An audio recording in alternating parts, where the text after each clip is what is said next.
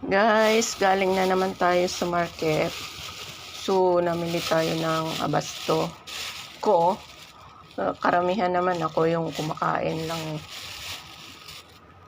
Yung alaga ko is hindi naman siya matakaw dahil matanda na. So, bumili ako ng tofu. This from pang-steam ito. Tapos, ayan yung ang tawag dito, scallop. Tapos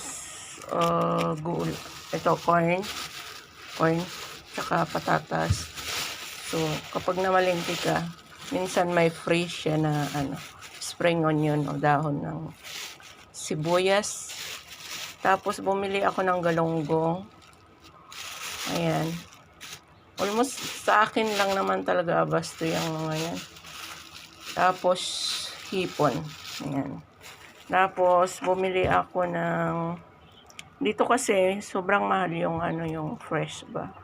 So magtitipid tayo. Karamihan ng binibili ko sa 40s yung frozen talaga siya. This one $12. This one is $15. Tapos may sale siya na pang-steam ito. Ito yung sa Chinese basta pang-steam ito. Sprouted, yung giniling na may mga halong ingredients na dyan sa loob. Steam mo na lang, ready na lang. Ayan. Tapos egg, salted egg. Yan. Pag naubusan ako ng ulam, ito talaga yung pang reserva ko. Ayan. Minsan yung alaga ko rin kumakain ng ganito with kamatis. Ayan.